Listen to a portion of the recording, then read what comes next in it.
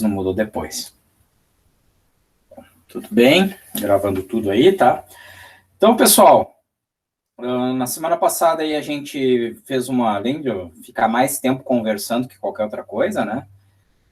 Mas eu fiz aqui uma revisão rápida aqui do método de malhas com vocês, né? A gente abordou um circuito, tá? Fora todo o bate-papo que a gente teve relativo aí ao andamento do restante aí dessa PNP, né? E aí ficou faltando uma partezinha aí da revisão, que a gente vai resolver agora no início da aula, e aí a gente vai até o ponto aí que for possível depois com o restante do conteúdo, tá? Mas a gente deve recuperar aí nas próximas aulas, a gente já deve entrar no cronograma. Bom, pessoal, o que faltou? A gente já fez uma revisão aí, se vocês forem ver, de quase todos os princípios básicos do que seria a circuitos elétricos 1 ou eletricidade básica, como vocês preferirem, né? A gente discutiu bastante a respeito aí por assim dizer, de leis de Kirchhoff, né? Além das leis de Kirchhoff, conversamos também a respeito de associações, conversão estrela-triângulo, divisores de tensão, divisores de corrente. De certa forma, o que a gente tinha visto lá no início do semestre, né? No início do ano, já me passando um pouquinho aqui no início do ano, tá? A gente fez a revisão dos primeiros capítulos do livro, tá? E hoje a gente já deve começar a ver os circuitos RL, RC, RLC, tá? Que seria essa parte final, assim, mais fundamental dos circuitos elétricos, tá? O que ficou faltando a gente comentar ainda em termos de revisão, tá? A gente tem ainda como uma possível técnica de solução ou redução de circuitos que a gente chama de transformação de fontes, tá? Que basicamente é mais um mecanismo que a gente possui para tentar solucionar um circuito sem ter que recorrer aos métodos de força bruta, né? Quando eu falo método de força bruta, estou falando em método de malhas e método de nós, né, pessoal? Que basicamente eles estão ali servindo para, de certa maneira, para nos dar um apoio, né? Para nos dar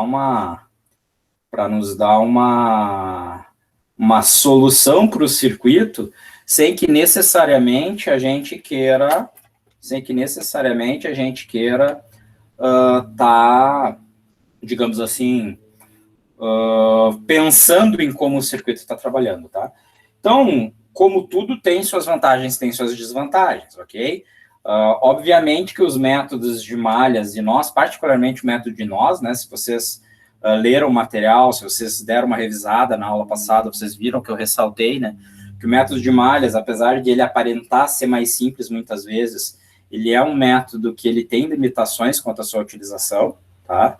Então, é bom, mas, digamos assim, é força bruta e tem coisas que vocês têm que tomar cuidado, então, sempre tentar entender o circuito, tentar aplicar associações, reduções, transformações e as leis de Kirchhoff, normalmente resultam em um método melhor, tá? Obviamente que a gente pode passar mais trabalho às vezes, tá? Mas isso é até do ponto de vista de eletrônica, tá, pessoal? Que vocês vão ver depois de circuitos, é uma coisa extremamente importante, tá? Então, transformação de fontes é mais uma técnica, tá? Que se junta às outras técnicas que a gente já tem. Então, pessoal, muitas vezes eu trocar aqui uma fonte de tensão, perfeito? Mexer numa fonte de tensão por uma fonte de corrente, transformar uma fonte de tensão numa fonte de corrente, resulta num circuito significativamente mais simples, tá? Então, na prática, o que eu quero fazer? Eu quero transformar uma fonte de tensão com resistência em série numa fonte de corrente com resistência em paralelo, tá? E ainda vou dar algumas dicas para vocês, tá? De situações que às vezes o pessoal se depara no circuito e não tá aqui nas lâminas isso, tá? Se depara no circuito e não sabe o que fazer, tá? Aí eu fico pensando, tá, mas o que eu faço com essa bendita dessa resistência, tá? Porque muitas vezes a resistência tá ali, mas ela não serve virtualmente para nada, tá? Mas tudo bem, então vamos ver como é que funciona a transformação. Basicamente, pessoal, o que a gente quer fazer é algo como que está sendo apresentado nessa figura, tá? Eu tenho aqui uma fonte, deixa eu só acionar aqui as ferramentas, tá, de revisão para eu conseguir ir desenhando aqui quando for necessário. Eu tenho aqui uma fonte de tensão em série com uma resistência, tá? Inclusive, isso daqui normalmente é o que a gente chama de modelo real de uma fonte de tensão, né, gente? Ou seja, isso daqui é o que vocês encontrariam na realidade com uma fonte de tensão, tá? E eu quero converter nos dois sentidos, né, da fonte de tensão para fonte de corrente, da fonte de corrente para fonte de tensão, eu quero converter numa outra fonte que atua como uma fonte de corrente. Na prática, pessoal, vocês estão vendo aqui que essas fontes vão ter uma resistência associada, que a gente chama muitas vezes também de resistência interna da fonte, né, no modelo real de fonte, e é a presença dessa resistência, tanto em série quanto em paralelo aqui, significa na prática que uma fonte de tensão não consegue fornecer aos seus terminais A e B uma corrente indefinida, né, uma corrente, digamos assim, qualquer corrente que seja demandada pelo circuito, sem que exista uma queda de tensão na fonte fornecida, e o mesmo princípio se aplica para a fonte de corrente, né? Não é possível a uma fonte de corrente entregar qualquer tensão aos seus terminais sem que exista uma queda na corrente que ela conseguiria entregar, tá? Então, por isso que a gente chama de modelos reais de fontes, tá? Mas o princípio todo aqui que eu quero mostrar para vocês, como é que funciona a transformação de fontes, que é uma coisa extremamente simples de se aplicar, tá? Na prática, a gente quer substituir esse circuito aqui, do ponto de vista dos terminais A e B, por esse circuito, ou vice-versa, tá? Mas para a gente conseguir conversar e mostrar por que isso daqui funciona, basicamente a gente tem que considerar qual é a visão que teria uma carga RL conectada aos meus terminais, tá? Então, basicamente é isso que eu estou mostrando para vocês aí em seguida, tá? Então, na prática, o que eu vejo do ponto de vista do meu terminal, né? Então, se vocês pensarem bem, do ponto de vista da fonte de tensão, se eu pegar aqui a minha corrente IL, que circula por essa fonte aqui, por esse circuito, né? O IL é simples de determinar, pessoal, né? O IL nada mais é do que a tensão dividida pela resistência equivalente do circuito, que seria R mais RL, perfeito? Então, isso seria a corrente IL que eu tenho dentro desse meu circuito, tá? A corrente que está circulando sobre a carga. Já no circuito que é representado pela fonte de corrente, eu posso determinar qual é a corrente IL sobre a carga aplicando um divisor de corrente, né? E se eu aplicar o divisor de corrente, o que eu vou ter é uma expressão como essa. O divisor de corrente na minha fonte de corrente, ou seja, a corrente sobre a carga seria R sobre R mais RL, vezes a corrente da fonte. Como que eu quero é que, do ponto de vista da carga, o comportamento não seja alterado, eu posso igualar as duas equações, e igualando as duas equações, eu vou chegar na expressão que me permite fazer a conversão entre as fontes, que me diz que a corrente da fonte de corrente tem que ser igual à tensão da fonte de tensão dividido pela resistência. Ou seja, se eu pegar aqui, pessoal, não importa qual seja o sentido de conversão que eu faça, a resistência interna se mantém idêntica, porém eu tenho uma relação agora entre a corrente IS e a tensão VS, que cá entre nós, essa relação não poderia ser diferente, né? Não sei se vocês notaram, é uma relação dada pela lei de Ohm, tranquilo? Então é uma conclusão meio que óbvia do meu circuito, tá? O único cuidado que vocês têm que tomar na hora de fazer a transformação de fontes, pessoal, é com a questão da polaridade da fonte, tá? Então, cuidem aqui na representação que eu mostrei para vocês, porque a polaridade aqui da fonte de tensão está vinculada ao sentido da fonte de corrente, tá? Para que, do ponto de vista dos terminais A e B, vocês tenham a mesma polaridade presente. Ou seja, se o sentido da fonte de corrente for invertido, então a polaridade da fonte de tensão equivalente, transformada, também tem que ser invertido, tá ok? O único cuidado que a gente tem que ter com transformações, tá? Transformações é uma coisa bem útil, tá, pessoal? Usualmente serve para a gente simplificar bastante o circuito, tá? Antes de eu entrar nos equivalentes de Norton e Thevenin aqui, vocês vão ter alguns exercícios aqui, pessoal, com modelo de transformação, onde vai acontecer coisas desse tipo, tá? O pessoal às vezes se empipina. Deixa eu ver se eu consigo desenhar aqui sem... Ele só... infelizmente, aqui, deixa eu ver o que é essa daqui, a opção. Desenhar uma linha reta. Vamos ver aqui, ó. Não desenhou, tá? Então, vou vir aqui para esse modo aqui de anotação. Às vezes o pessoal se atrapalha por causa disso daqui, ó. Desculpe, mas eu tenho que ficar clicando aí. Não inventei um método melhor ainda, tá? Aparece... Nossa, ficou horrível aquela resistência, né? Mas aparece aqui uma resistência... Ao invés de estar em série, direto em série com a fonte de tensão, vocês têm um circuito onde aparece uma resistência em paralelo, depois a resistência em série. Só que essa resistência em paralelo, pessoal, ela é uma resistência morta. Não sei se vocês concordam comigo, porque do ponto de vista da fonte de tensão, a existência aqui dessa resistência não afeta nada, concordam? Afinal de contas, né, entre esses dois pontos aqui, esse ponto superior, esse ponto... Opa, desculpe. Deixa eu dar aqui deixa eu fechar isso daqui, tá? Entre esse ponto superior ali que eu mostrei para vocês e o ponto inferior ali, entre esses dois nós aqui, na prática, a tensão não muda, independente de existir uma resistência ali presente ou não, né? Não sei se vocês concordam comigo, ok? Então, o que eu tenho... Estou mexendo aqui no notebook, tá? Então, o que eu tenho, na realidade, é uma fonte... uma resistência, perdão, que não afeta em nada a operação da minha fonte. Mesma coisa aconteceria se eu tivesse aqui uma resistência, né, pessoal, em série com a fonte de corrente. Então, o que vocês podem fazer nesse caso? Se vocês têm uma fonte de tensão com uma resistência em paralelo e o que vocês querem fazer é uma transformação entre fontes, vocês podem desprezar a resistência em paralelo, tá? Se vocês têm uma fonte de corrente com uma resistência em série que vocês estão pretendendo fazer uma transformação, vocês podem desprezar a resistência em série, tá? Porque ela não afeta a operação de transformação, visto que nesse caso não afeta a tensão presente, e nesse caso não afeta a corrente circulando, tá? Então, é um recurso que vocês podem utilizar na maior parte dos casos. Se vocês tiverem perguntas, vão postando aí no chat ou me interrompam, tá, gente? Senão eu vou falando aqui, tá? Bom, depois de ter a transformação das fontes, e talvez, inclusive por causa disso, né, em razão da transformação de fontes, a gente pode... Nossa, saiu um E a mais ali, né, no Norton. A gente pode abordar agora os equivalentes de Norton e Thevenin, que eu não sei porquê, mas brincando com vocês, né, normalmente é o grande pavor dos alunos de circuito, é Norton e Thevenin, que eu vou tentar convencer vocês ao longo do semestre, gente, que não tem, assim, nenhuma dificuldade maior, tá? Eu diria que tem um caso de Norton e Thevenin que vocês poderiam ter mais dúvidas, tá? Que é um caso muito particular, que aí vocês têm que fazer um truque, tá? Para conseguir determinar o equivalente, que talvez seria a única situação onde vocês conseguiriam se perder um pouquinho. Mas, em suma, além de todas as técnicas que a gente já discutiu, Leibniz, associações, conversão estrela-triângulo, conversão de fontes, a gente tem o bendito do equivalente de Norton e Thevenin, que me permite uma simplificação significativa de um circuito, tá? Então, equivalentes de Norton e Thevenin são muito, muito úteis, principalmente quando eu estou fazendo algum projeto, tá? Muito mais do ponto de vista até de eletrônica, do ponto de vista de análise em si, porque ele me permite pegar um circuito muito complicado e reduzir esse circuito muito complicado a partes, né? Então, eu tenho uma parte que eu quero fazer o projeto e eu tenho uma outra parte que eu vou pegar, que vai me representar o restante do circuito, visto dos terminais do circuito que eu estou projetando, tá?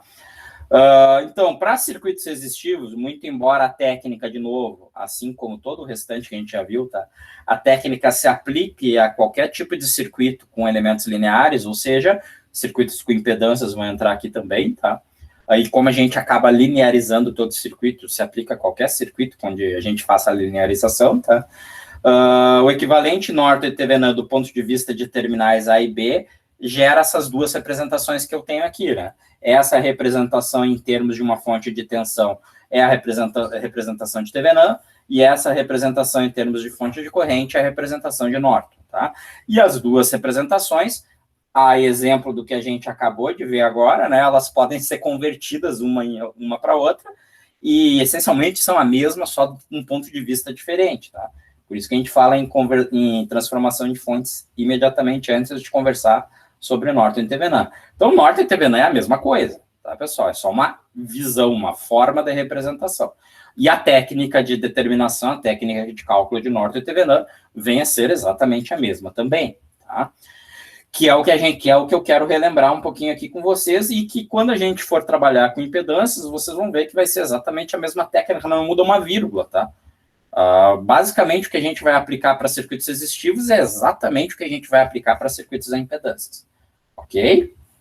Então, pessoal, primeiros comentários, né? Eu posso, então, estabelecer que a resistência de Thevenin e a resistência de Norton, Thevenin, na verdade, né? A resistência de Thevenin e a resistência de Norton são idênticas, tá? Não poderia ser diferente, tá? E eu posso determinar qual é a corrente de Norton e qual é a tensão de Thevenin. Então, eu consigo determinar a corrente de Norton a partir da tensão de Thevenin, e eu consigo determinar a tensão de Thevenin a partir da corrente de Norton, porque é uma mera transformação de fontes. Tranquilo? Bom, o que nos importa realmente é como é que eu consigo determinar os equivalentes, tá? Então, a técnica é simples, gente. Assim, tem truques, tem caminhos mais curtos, porém, do ponto de vista de técnica e de método, vocês podem usar um método cru. Vocês não precisam se preocupar com regrinhas especiais, tá? Então, na prática, para eu conseguir determinar o equivalente de Norton e Thevenin, e isso poderia ser feito do ponto de vista experimental, né? Poderia ter o circuito, poderia estar com multímetro lá, com voltímetro e com amperímetro, tá? Medindo tensão de circuito aberto, medindo corrente de curto-circuito para determinar o circuito equivalente. Não tem problema nenhum, tá? Então, pessoal, para determinar o equivalente de Norton barra Thevenin, tá? Eu vou ter que analisar o circuito 2 vezes. E aí tá a questão, que não é uma questão de ser difícil ou não, é uma questão simplesmente de dar mais trabalho. Afinal de contas, eu vou ter que pegar o mesmo circuito e não vou fazer uma análise simples. Eu vou ter que replicar a análise 2 vezes em condições distintas, tá? Então, primeira condição que eu tenho que fazer minha análise. Do ponto de vista dos terminais A e B que eu vou determinar, que eu vou estabelecer que eu quero extrair o equivalente, eu vou ter que determinar qual é a tensão entre eles quando o circuito entre A e B está aberto. Ou seja, quando não existe conexão, quando a carga entre o ponto A e B é uma carga infinita, tendendo a infinita. Eu chamo isso de tensão de circuito aberto entre os pontos A e B. Tá? Então, eu vou fazer a análise do circuito, vou aplicar as técnicas que eu quiser aplicar, pode ser por associações, por reduções, pode ser por método bruto, por malhas ou por nós, tá? E vou determinar qual é a tensão entre esses 2 pontos. Guardei a tensão de circuito aberto, eu faço o que em seguida? Vou ter que reanalisar o circuito, vou redesenhar o meu circuito, tá? Vou pegar o circuito com os terminais A e B, só que agora entre os terminais A e B eu vou estabelecer um curto. Tá? Vou desenhar entre esses terminais A e B um curto-circuito. É possível que esse curto-circuito modifique a configuração do meu circuito. Vai ser o caso do exemplo que eu vou mostrar para vocês em seguida, tá? Mas o mais importante, eu vou ter que estabelecer um curto entre o A e B e vou ter que reanalisar o meu circuito. Quando eu reanalisar esse circuito, eu vou tentar determinar qual é a corrente que está passando justamente no curto, tá? Qual é a corrente que está circulando entre A e B. E aí até vale uma observação, que é uma brincadeira, né, pessoal? Justamente, quando eu chamo isso daí de corrente de curto-circuito, e justamente isso daí é para lembrar todo aluno que faz circuitos, né, que corrente de curto não é infinita, né? Não sei de onde que o pessoal tira isso. Isso aí é uma, digamos assim, é quase que uma frase popular, né? Ah, deu curto, a corrente é muito alta. Não sei de onde que tiraram isso. Justamente, pessoal, quando a gente tem um curto, eu tenho que determinar a corrente, tá? Eu tenho que calcular, que é o que a gente vai fazer. Uma vez que eu tenho a tensão de circuito aberto, VAB, e uma vez que eu tenho a corrente de curto, IAB, o meu equivalente de Norton e Thevenin está determinado, tá? A minha resistência é a relação entre a tensão e a corrente, e a minha tensão de Thevenin é a tensão de circuito aberto, e a minha corrente de Norton é a corrente de curto. Então, eu tenho os 2 modelos aqui presentes fazendo o meu cálculo, tá? Já, digamos, adiantando algumas aulas, tá, pessoal? Vai ser exatamente isso daqui, tá? Só que ao invés de eu chamar de resistência, eu vou chamar de impedância de Norton, impedância de Thevenin, e vou dizer que a impedância de Norton ou Thevenin vai ser a relação entre o fasor aqui, tensão, e o fasor corrente. E acabou. Tá? Exatamente o mesmo processo, tá? Não vai mudar nada. Tá? Só a gente vai ter números aí, números complexos, né, sendo trabalhados, tá? E aí tem 2 casos particulares, tá? Um caso particular que serve para simplificar a vida de vocês e um caso particular que é o caso mais chato, tá? Que o pessoal às vezes se empipina, ok? Então, vamos lá. Quais são os 2 casos particulares? Se eu tenho um circuito,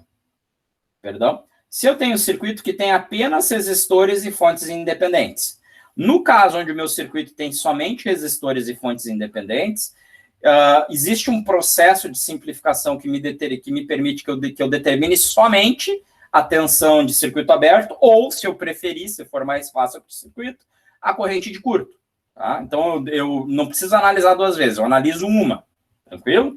Pego ou a tensão de circuito aberto ou a corrente de curto, escolho qual das duas, vou lá, analiso, obtenho o valor. E aí, a minha resistência de Norton e Thevenin, eu obtenho usando associações de resistores, e depois vai virar associações de impedâncias, tá? Associações de resistores, tá? Só que eu faço as associações matando as fontes. E matar as fontes, nesse caso, significa substituir a fonte de tensão por um curto e substituir a fonte de corrente por um circuito aberto. Então, eu redesenho o meu circuito com essa configuração e aí eu analiso qual seria a resistência equivalente vista dos terminais A e B, e essa é a resistência de Norton e Thevenin. Tranquilo? Então é uma situação um pouquinho mais simples, né? Tão mais simples assim, tá cá entre nós.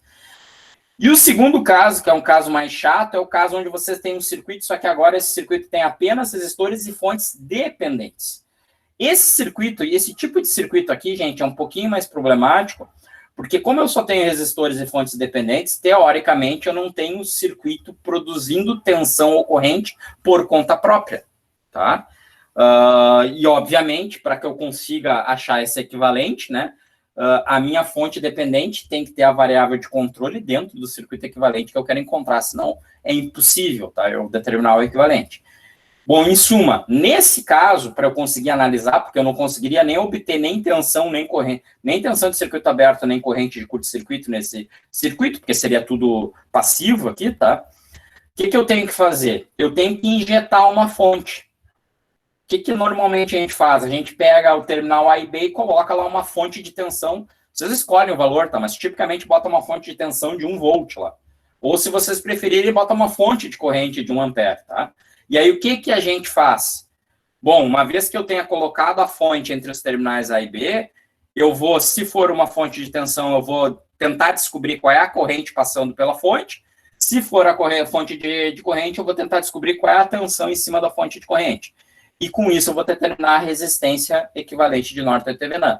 O que significa, então, que para esse tipo de modelo de circuito, onde eu só tenho resistores, tá, e fontes dependentes, acho que se foi a minha caneta aqui, tá, onde eu só tenho esses dois caras aí, tá, nesse tipo de circuito, infelizmente, eu vou ter que trabalhar com uma única resistência, com uma resistência equivalente, tá, não vai existir mais do que isso, ok? Maravilha. Bom, o último princípio que falta eu discutir em termos de revisão, do que vocês já tinham visto, tá, pessoal, até então, é o famoso princípio da superposição, tá? O princípio da superposição, a gente aplica análise de circuitos, pois tudo que a gente está vendo em termos de análise de circuitos, a gente diz que é análise de circuitos lineares, tá? De novo, eu já tinha comentado antes ali até, tá? No caso do equivalente de Norton e Thevenin. E circuitos lineares, pessoal, na verdade, sistemas lineares, se é que vocês não fizeram sistemas e sinais, tá? Vocês vão fazer.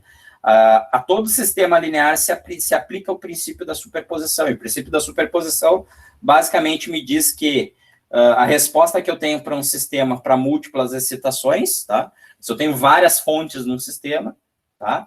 Eu posso obter a resposta completa do meu sistema analisando cada fonte individualmente e somando as respostas individuais, ok? Então, isso muitas vezes dá mais trabalho para o circuito, tá? Na verdade, o princípio da superposição é curioso por isso, tá? Muitas vezes isso daí me resulta num trabalho superior. Muitas vezes, quando eu faço superposição, eu evito ter que usar malhas ou nós, tá? Mas superposição é importante ainda assim, pessoal, porque o que acontece? Tem determinados modelos de circuitos, tá? Que eu só consigo analisar com o princípio da superposição. Então, basicamente, gente, eu tenho circuitos onde as fontes têm frequências distintas. Eu tô ralado, tá? Porque com a fonte com frequência distinta, as minhas impedâncias vão ser distintas a depender da frequência da fonte. Isso é um tipo de caso, assim, que o professor mostra em exemplo, tá? E nunca pensa nem em pedir numa prova, porque normalmente todo mundo baila, tá? Por quê, né, gente? Vocês vão ver depois no cálculo da impedância, que o cálculo da impedância de um capacitor, o cálculo da impedância de um indutor, ele está diretamente vinculado à frequência de operação da fonte. Então, imagina que tu tem no mesmo circuito uma fonte de, sei lá, 100 Hz e uma outra fonte de 500 Hz. A impedância é diferente do ponto de vista de cada uma das fontes. Então, não tem uma outra forma de tu fazer análise que não aplicando o princípio da superposição, entenderam? Então, esse princípio é bastante importante. Então, na prática, tá, para circuito resistivo, que é um caso mais simples, usar o princípio da superposição significa dizer que eu tenho que analisar o circuito com uma fonte independente por vez. Como é que eu faço isso? Eu anulo todas as demais fontes. Então, eu tenho um processo aqui, né? O que a gente faz? Anula todas as fontes independentes do circuito, exceto uma. O que significa anular uma fonte? Fonte de tensão, eu troco a fonte por um curto, e fonte de corrente eu troco por um circuito aberto. Tranquilo? Mato todas menos uma. analiso o circuito e obtenho a minha resposta para aquela fonte. O que eu guardo, né? Vou lá e dito, ó, essa é a resposta, é a corrente, ou é a tensão, ou é a potência, não importa. A potência você tem que tomar cuidado, inclusive, então vamos limitar agora, tá? É a corrente ou é a tensão, tá? Porque potência é uma outra história. Potência você tem que analisar em conjunto, tá? Então, vamos, até anotem isso, tá? Superposição, a gente consegue obter tensão ou corrente, individualmente, tá? Eu consigo somar as tensões e as correntes individuais para obter a tensão ou a corrente total, mas potência não, tá? Para potência, vocês têm que somar todas as tensões ou todas as correntes para daí calcular a potência. Não dá para calcular para cada fonte individualmente, tá? Porque a potência é uma relação quadrática, tá? Então a gente não consegue fazer isso. Então, de novo, eu vou lá, obtenho a minha tensão, obtenho a minha corrente, vou lá e anoto isso daí. Tranquilo? Anotei isso, e aí eu faço o quê? Continuo o processo. Como é que eu continuo o processo? Vou matar todas as fontes, exceto uma, que eu vou escolher qual for, mas entre as fontes que eu estou matando agora, eu matei a fonte que eu já tinha analisado antes. Aí vou manter ela morta dali em diante. Eu repito esse processo até eu ter matado até eu ter analisado, melhor dizendo, o circuito, para todas as fontes individualmente. Aí eu somo as respostas para obter a resposta total. Tá? Quando chegar em impedância, eu mostro para vocês um exemplo, a gente faz um exemplo, tá? Onde eu vou ter fontes de frequências diferentes, só para vocês verem que, nesse caso, vai ser necessário aplicar o princípio da superposição. Ok? Maravilha. Então, vamos pegar um exemplo aqui, gente. Eu acho que a minha canetinha aqui que eu tinha para... Não, tá funcionando sim, tá? Não tá, não. Não, tá sim, tá sim. Voltou aqui a funcionar. Tá com pouca pilha, então eu vou usar ela nos momentos mais críticos aqui, tá?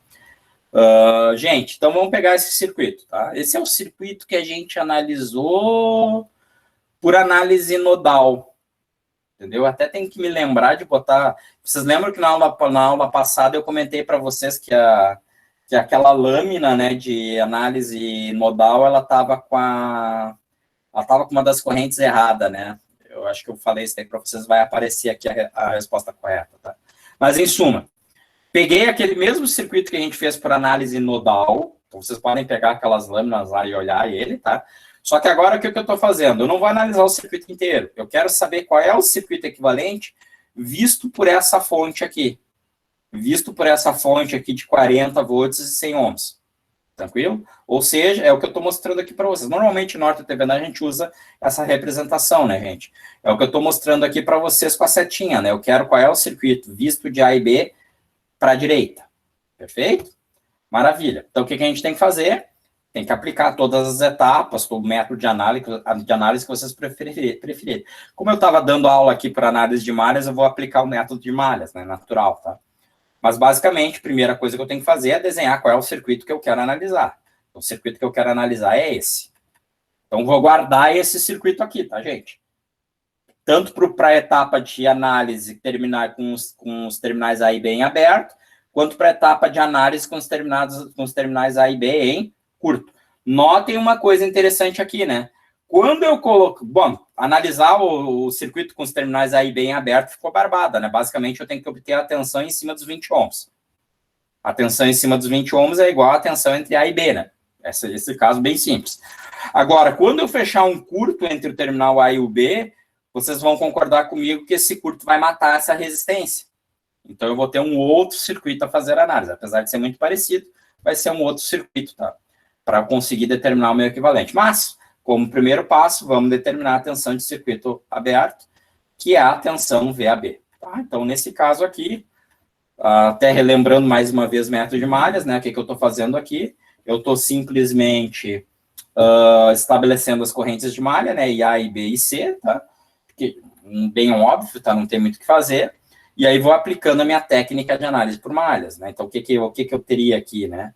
Para começo de história, vamos lá. Eu vou ter que estabelecer... Bom, vamos seguir os passos aqui, tá? Senão eu vou me precipitar aqui. Eu ia explicar tudo, mas aqui nas lâminas eu sigo os passos, né? Então, determino as tensões em cima dos resistores, né?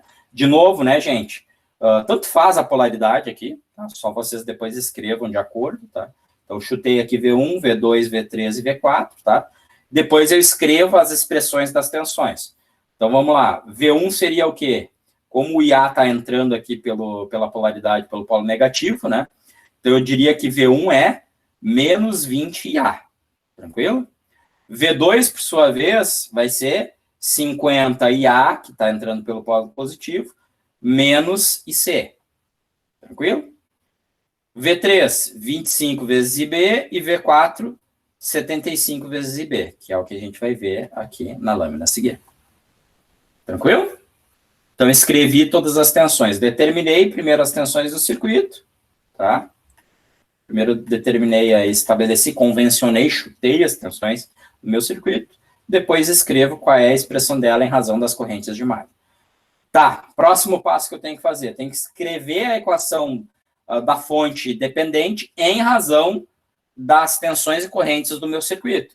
Então, no meu caso aqui, é bem óbvio, né, pessoal, que eu quero determinar o que é o Ix em razão do resultado que me dá a análise de malhas. Lembrando, a análise de malhas me dá como resultado as correntes de malha, perfeito?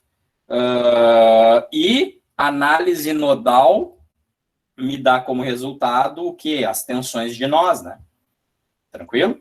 Então, nesse caso aqui, eu quero escrever o Ix em razão das correntes de malha, que é bem óbvio, né? O Ix é o IA, que está no mesmo sentido dele, menos o IB, que está contraposto, visto que o Ix é a corrente na fonte, aqui no ramo, da fonte de 10 volts, tá? Então, como o IA está no mesmo sentido, eu considero o IA positivo, como o IB está em sentido oposto, eu considero o IB negativo, tá? Então, isso vai me dar a equação da fonte dependente, da fonte controlada, tá? Aplico isso lá na fonte controlada, lembrando aqui que a fonte controlada aqui é X sobre 2, né? E aí, primeiro, eu chego com a expressão X é igual a IA menos IB, e depois, além de eu ter que escrever o que é o X, o que é a variável de controle, eu ainda tenho que escrever uma expressão para a fonte de corrente, já que a nossa fonte de dependente, além de tudo, é uma fonte de corrente, e, obviamente, né, o IC tem que ser igual ao valor da fonte de corrente, né? IC, então, tem que ser igual a X sobre 2. Então, eu trabalho essa expressão para determinar o que é o valor do IC.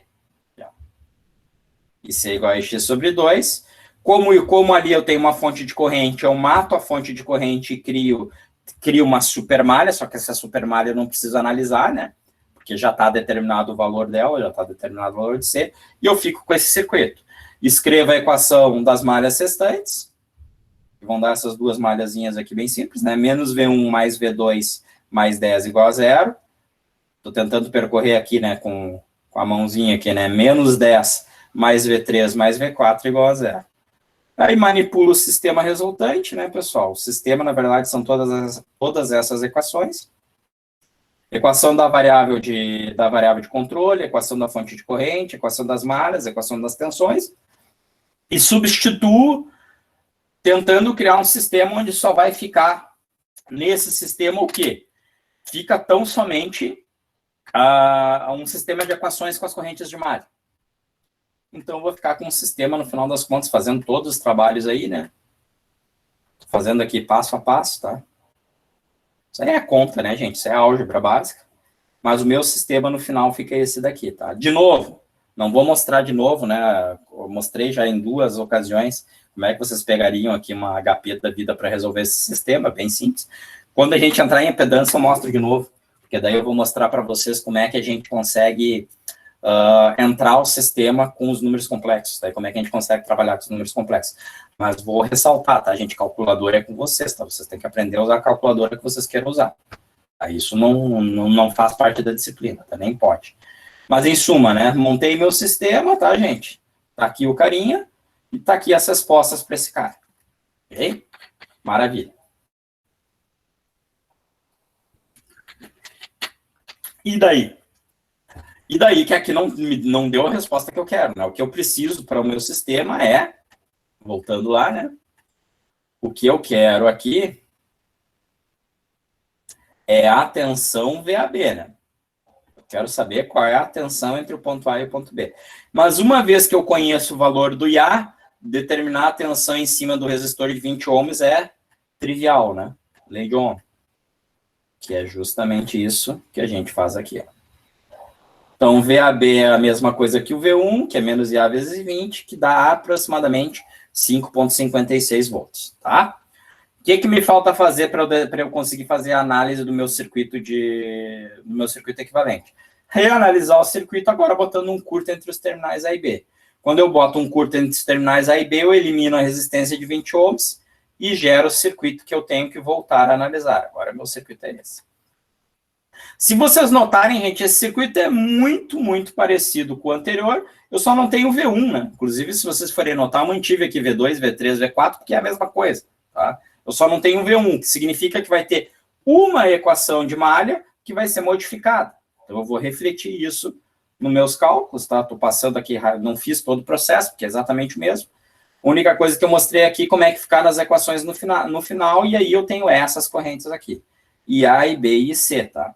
E aí a corrente no curto-circuito, vocês têm que tomar cuidado, tá? A corrente no curto-circuito é o IAB, né? Tá exibido aqui, que está no sentido inverso do IA.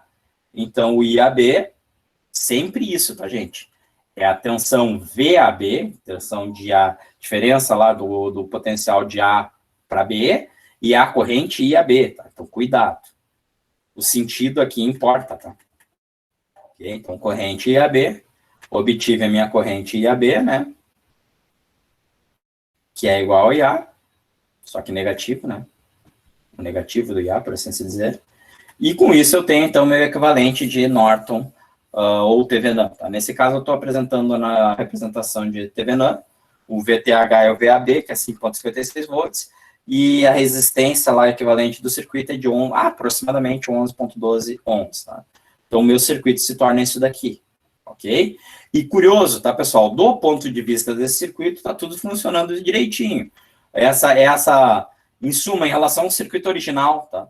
Essa fonte está fornecendo a mesma potência, está circulando exatamente a mesma corrente que circulava em relação aos 100 ohms, porque o que eu fiz foi reduzir todo aquele monstro a esse equivalente aqui que vocês estão vendo, a esse carinha aqui, né? Eu reduzi aquele monstro a esse cara. Só isso, não fiz mais nada, tá? Então, do ponto de vista dessa fonte e dessa resistência aqui, o meu circuito é exatamente o mesmo anterior, ok? Então, vocês conseguem, inclusive, verificar isso daí, tá? Então, obtive aqui o meu circuito, tá? Ficou mais simples de trabalhar com ele dessa maneira. Ok?